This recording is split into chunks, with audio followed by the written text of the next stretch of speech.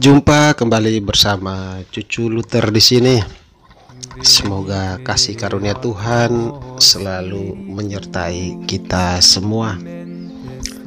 Kali ini Cucu mau berbicara tentang Gereja Ortodoks Timur dalam kaitan dengan relasinya dengan Gereja Katolik Roma, yang mana keduanya merupakan gereja-gereja yang memiliki jalur apostolik. Dan ada artikel menarik yang Cucu temukan bersumber dari www.katolik.com. Ini adalah laman dari kelompok apologetik Katolik yang berpusat di Amerika Serikat yang bernama Catholic Answer. Nah, mari kita sama-sama mengikuti artikel ini yang sudah Cucu terjemahkan secara bebas ke dalam bahasa Indonesia. Judulnya Ortodoksi Timur. Salah satu perpecahan paling tragis dalam agama Kristen adalah perpecahan antara Gereja Katolik dan Gereja Ortodoks. Keduanya memiliki tabisan suci yang sah dan suksesi apostolik. Keduanya merayakan sakramen yang sama, keduanya percaya teologi yang hampir persis sama, dan keduanya menyatakan iman yang sama di dalam Kristus. Jadi, mengapa harus terpecah dan apa yang menyebabkan perpecahan? Judul kecil pertama, Kaisar versus Patriark. Setelah Kekaisaran Romawi bagian barat runtuh pada tahun 476 Masehi, bagian timur terus eksis dengan gelar Kekaisaran Bizantium dan bermarkas di Konstantinopel. Patriark kota itu memiliki yurisdiksi atas Patriarkat Alexandria, Antioquia, dan Yerusalem, dan bertugas di bawah kaisar yang memerintah tanah itu dengan kekuatan militer. Di timur, kaisar memiliki memiliki pengaruh yang luar biasa dalam urusan gereja. Beberapa kaisar bahkan mengklaim memiliki otoritas yang sama dengan ke-12 rasul, dan dengan demikian mengklaim memiliki kekuasaan untuk menunjuk Patriark Konstantinopel. Meskipun kedua jabatan itu secara hukum bersifat otonom, dalam praktiknya sang patriark melayani sesuai keinginan kaisar. Banyak patriark Konstantinopel adalah uskup yang baik dan suci, yang memerintah dengan baik dan menolak gangguan kekaisaran dalam urusan gereja, seperti Santo Yohanes Chrysostomos ya. Tetapi sulit untuk menahan rancangan kaisar yang haus kekuasaan atau suka ikut campur dengan tentara bersenjata yang mereka miliki. Patriark sering berusaha untuk memperkuat posisinya di gereja universal untuk memberikan dirinya lebih banyak pengaruh dalam berurusan dengan kaisar, dan ini biasanya membawanya ke dalam konflik dengan Roma. Selama bertahun-tahun konflik antara timur dan barat, Paus Roma tetap teguh membela iman Katolik dari ajaran sesat dan kekuatan sekuler yang tidak dapat diatur atau tidak bermoral, terutama Kaisar Bizantium. Konflik pertama terjadi ketika Kaisar Konstantius menunjuk bidah Arian sebagai patriark.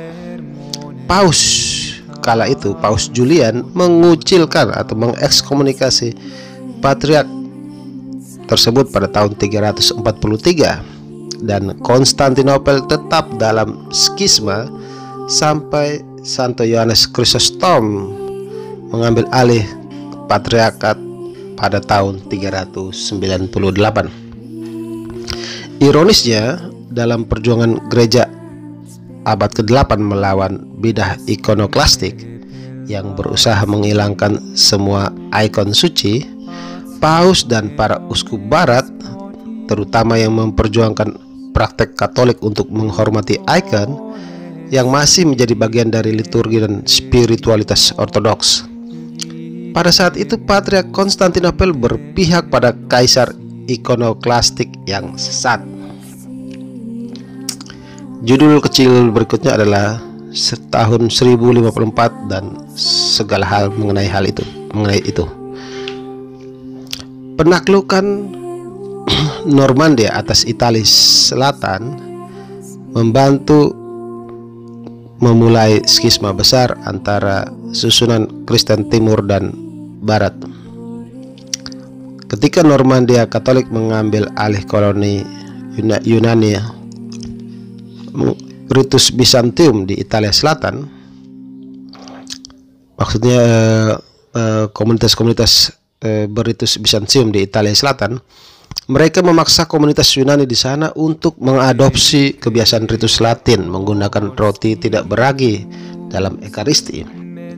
Hal ini menyebabkan kejengkelan besar di antara umat Katolik Yunani karena bertentangan dengan kebiasaan kuno mereka yang menggunakan roti beragi. Sebagai tanggapan, Patriark Cerularius memerintahkan semua komunitas Latin di Konstantinopel untuk menyesuaikan diri dengan praktik Timur menggunakan roti beragi. Bisa dibayangkan keributan yang terjadi. Orang Latin menolak, jadi Patriark menutup gereja mereka dan mengirim permusuhan kepada Paus Leo ke-9. Yang selanjutnya adalah tragedi kesalahan. Dalam upaya untuk memadamkan gangguan tersebut, Paus mengirim delegasi 3 orang yang dipimpin oleh Kardinal Humbert untuk mengunjungi Patriark Cerularius, tetapi keadaan memburuk. Para utusan memberikan jawaban Paus kepada Patriark atas tuduhannya. Kedua belah pihak berhasil membuat marah satu sama lain atas kesopanan diplomatik dan keretakan yang serius telah berkembang. Namun ini bukanlah perpecahan yang sebenarnya antara dua komunitas tersebut.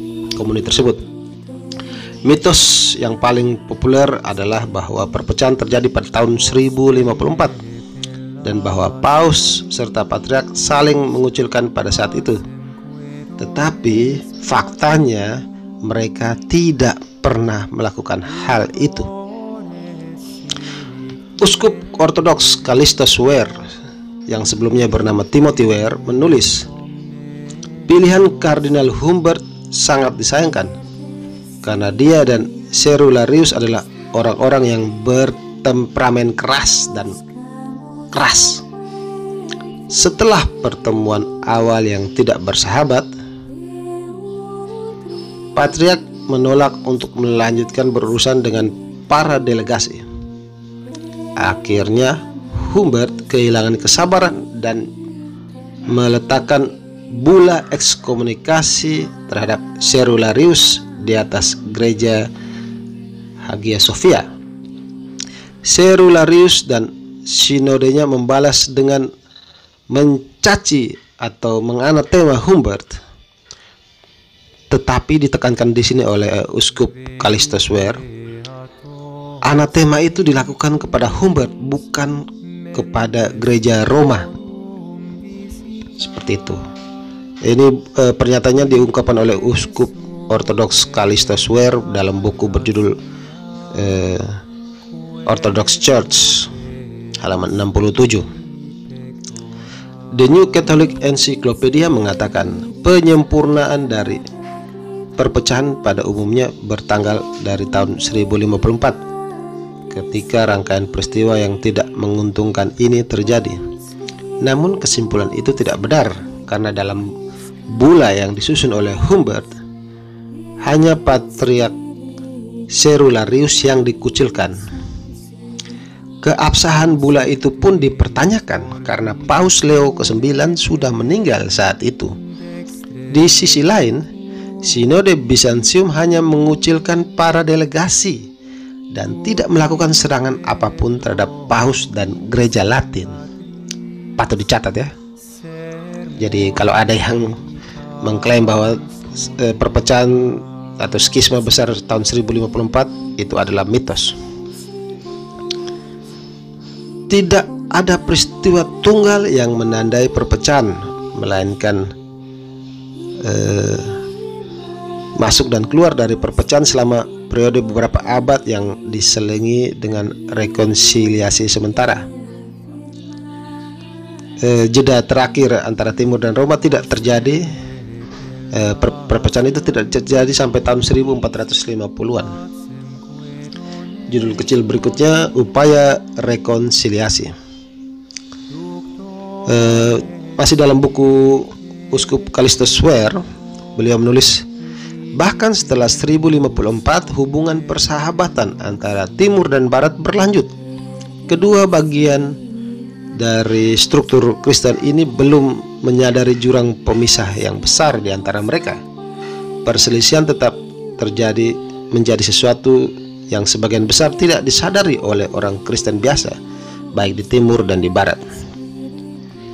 Namun ini berubah ketika Kekaisaran Bizantium runtuh tiba-tiba pada tahun 1453. Ketika seorang tentara lupa mengunci salah satu gerbang kota benteng di benteng Konstantinopel, dan Turki menjarah kota itu.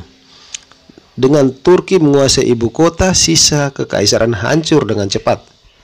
Di bawah tekanan dari umat Islam, sebagian besar gereja Timur menolak persatuan mereka dengan Roma, dan ini adalah perpecahan yang berlanjut sampai hari ini. Persekutuan Ortodoks saat ini berasal dari tahun 1450-an, menjadikannya hanya 6 dekade lebih tua dari Reformasi Protestan. Jadi patut dicatat ya, ini dalam artikel ini menilai bahwa perpecahan itu diperuncing ketika Turki menguasai Konstantinopel. Jadi lebih ke alasan-alasan politik.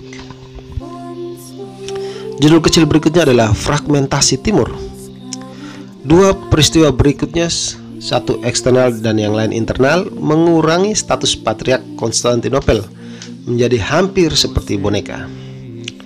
Pedang Islam memberikan perlindungan militer ke pusat dunia Ortodoks Timur, tetapi dibayar dengan harga yang mahal. Sultan Muslim menjual kantor Patriark kepada penawar tertinggi dan sering berganti penghuni agar uang tetap mengalir masuk. Dari 1453 hingga 1923, Sultan Turki menggulingkan 105 dari 159 patriark. 6 orang dibunuh dan hanya 21 orang yang meninggal karena sebab alamiah saat menjabat.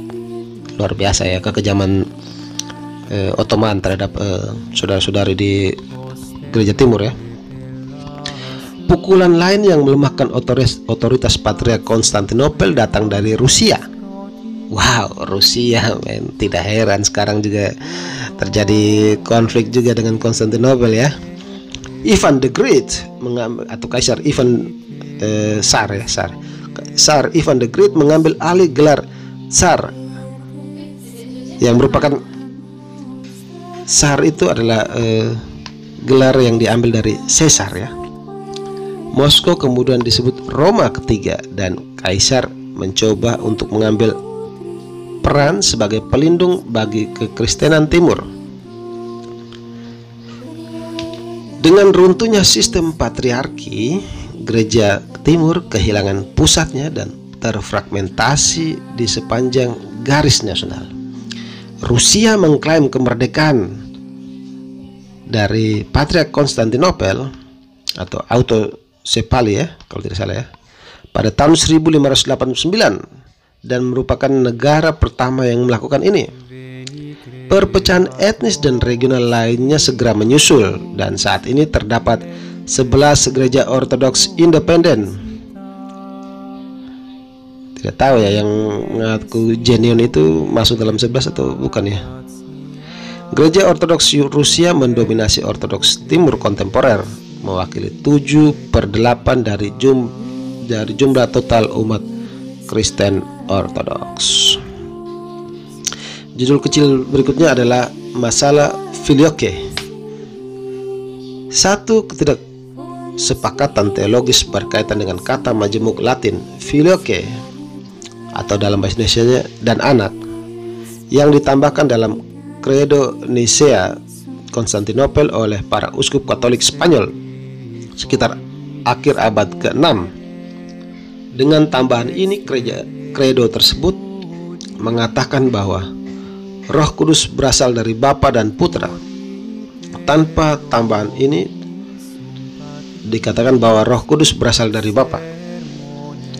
Ortodoks Timur secara tradisional menentang hal ini, baik dengan mengatakan bahwa doktrin itu tidak akurat, atau bagi mereka yang percaya bahwa itu akurat, bahwa Paus tidak memiliki wewenang untuk memasukkan kata itu ke dalam Credo, meskipun kemudian ditegaskan oleh Dewan Ekumenis.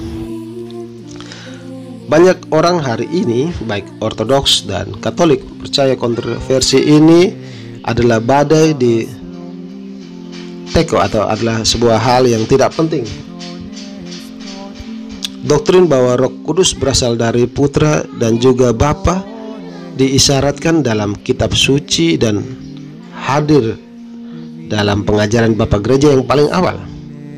Kontroversi tentang ini hanya muncul lagi setelah gereja-gereja Timur menolak persatuan mereka dengan Roma di bawah tekanan dari Turki yang ada Islam. Sekali lagi ya, kontroversi tentang ini hanya muncul lagi setelah gereja-gereja Timur menolak persatuan mereka dengan Roma di bawah tekanan dari Turki yang adalah Islam.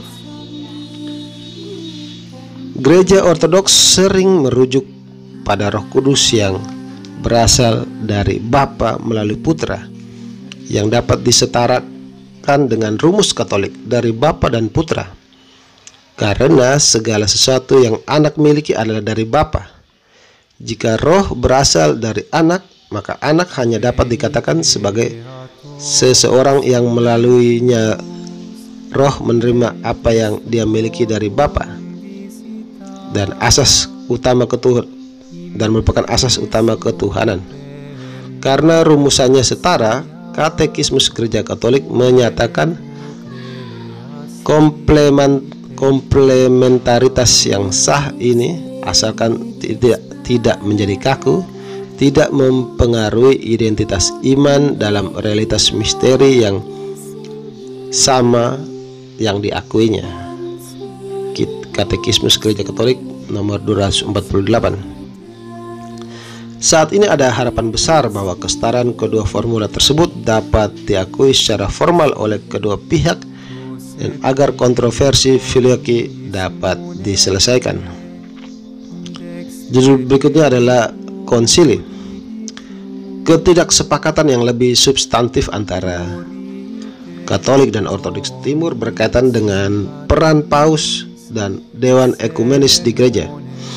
Kedua belah pihak sepakat bahwa Dewan Ekumenis atau Konsili Ekumenis maksudnya memiliki kemampuan untuk mendefinisikan doktrin secara sempurna. Tetapi muncul pertanyaan mengenai konsili mana yang ekumenis. Persekutuan Ortodoks Timur mendasarkan ajarannya pada Alkitab dan 7 konsili ekumenis. Konsili Nicea pertama tahun 325, Konsili Konstantinopel pertama tahun 381, lalu Konsili Efesus tahun 431, Konsili Kalsedon tahun 451, Konsili Konstantinopel kedua tahun 553, Konsili Konstantinopel ketiga tahun 680, dan Konsili Nicea kedua tahun 787. Umat Katolik mengakui ini sebagai 7 konsili ekumenis pertama, tetapi bukan hanya 7. Sementara umat Katolik mengakui serangkaian konsili ekumenis berikutnya yang mengarah ke Vatikan kedua yang ditutup pada tahun 1965. Gereja Katolik mengatakan tidak ada konsili ekumenis sejak tahun 787 dan tidak ada pengajaran setelah Konsili Nicea kedua diterima sebagai otoritas universal. Salah satu alasan mengapa Ortodoks Timur tidak mengklaim telah memiliki konsili ekumenis sejak Nicea kedua adalah karena mereka tidak dapat menyetujui konsili ekumenis mana? Yang mana? Dalam lingkungan ortodoks, ujian yang mengetahui apakah sebuah konsili ekumenis adalah dapat diterima oleh gereja universal seperti itu. Tapi ujian ini tidak bisa dilaksanakan. Setiap pihak yang berselisih, yang tidak senang dengan hasil konsili dapat menunjukkan ketidaksepakatan mereka sendiri dengan itu sebagai bukti bahwa gereja belum menerimanya sebagai ekumenis, dan karena itu tidak memiliki otoritas. Judul kecil berikutnya adalah otoritas Paus. Sejak perpecahan Timur dimulai, Ortodoks secara umum menyatakan bahwa Paus hanya mendapat kehormatan tertinggi di antara para uskup dunia, bukan keunggulan otoritas. Tetapi konsep keunggulan kehormatan tanpa otoritas yang sesuai tidak dapat dicari dalam Alkitab. Pada setiap kesempatan saat Yesus berbicara tentang hubungan Petrus dengan rasul lainnya, dia menekankan misi khusus Petrus kepada mereka dan bukan hanya tempat kehormatan biasa di antara mereka. Dalam Matius bab 16 ayat 19, Yesus memberi Petrus kunci kerajaan, dalam tanda petik ya, dan kekuatan untuk mengikat dan melepaskan. Sementara yang terakhir kemudian diberikan kepada para rasul yang lain pada Injil Matius bab 18 ayat 18. Sementara dalam kesempatan yang pertama tidak, para murid lain tidak. Dalam Lukas bab 22 ayat 28 sampai 32, Yesus meyakinkan para rasul bahwa mereka semua memiliki wewenang. Tetapi kemudian dia memilih Petrus, menganugerahkan kepadanya wewenang pastoral khusus atas murid-murid lain yang harus dia jalankan dengan memperkuat iman mereka. Bisa dilihat di bab 22 ayat 31 sampai 32 ya, Injil Lukas ya. Dalam Injil Yohanes bab 21 ayat 15 sampai 17, dengan hanya para murid yang lain yang hadir, bisa dicek di Yohanes 21 ayat 2 ya. Yesus bertanya kepada Petrus, "Simon putra Yohanes, apakah kamu mengasihi aku lebih dari segala sesuatu?" Dengan kata lain, apakah Petrus lebih berbakti kepadanya daripada murid lain? Ketika Petrus menjawab bahwa dia benar, Yesus memerintahkan dia, "Gembalakanlah domba-dombaku." Bab 22 ayat 15. Jadi kita melihat Yesus menggambarkan murid-murid lain, satu-satunya orang lain yang hadir, orang yang disebut Yesus sebagai ini, sebagai bagian dari domba yang dia perintahkan untuk digembalakan oleh Petrus, memberinya peran sebagai gembala atas mereka. Sekali lagi referensi untuk Petrus memiliki lebih dari sekedar keunggulan, kehormatan sehubungan dengan rasul lain, tetapi juga keunggulan disiplin pastoral. Ya, judul kecil berikutnya adalah prospek ekumenes. Sementara Katolik dan Ortodoks terpisah untuk saat ini, apa yang mempersatukan kita masih jauh lebih besar daripada apa yang memisahkan kita. Dan ada banyak alasan untuk optimis mengenai rekonsiliasi di masa depan. Selama beberapa dekade terakhir telah terjadi penurunan ketegangan yang nyata dan upaya mengatasi permusuhan yang telah berlangsung lama. Pada tahun 1965, Paulus ke-6 dan Patriark Athenagoras I dari Konstantinopel mencabut ekskomunikasi yang dimulai sejak abad ke-11. Dan pada tahun 1995, Paus Yohanes Paulus II dan Patriark Bartolomeu I dari Konstantinopel melakukan konselebrasi Ekaristi bersama.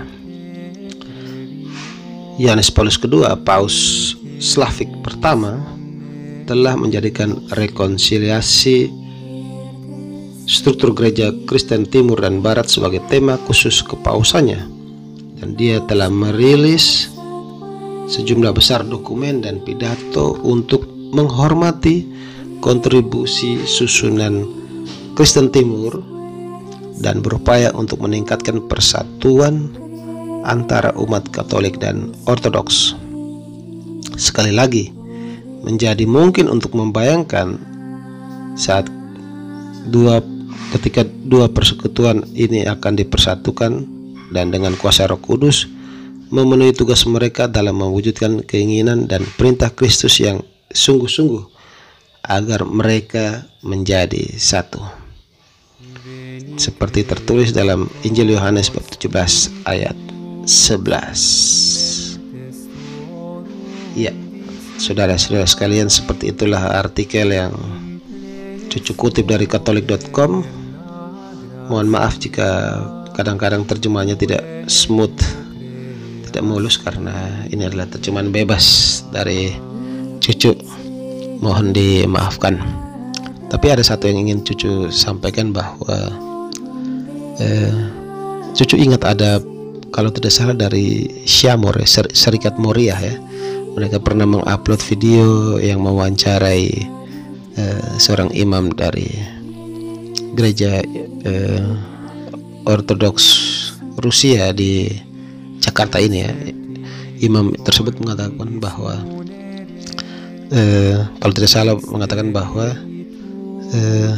lebih baik memperbincangkan kesamaan di antara kita semua daripada memperbincangkan perbedaan.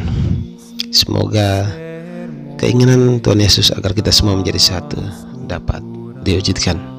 Amin. Jangan lupa untuk like video ini, komen yang panjang, share juga videonya, dan bagi yang belum subscribe mohon untuk subscribe. Terima kasih banyak atas perhatiannya. Sampai ketemu. Semoga kasih karunia Tuhan selalu menaungi kita semua. Amin.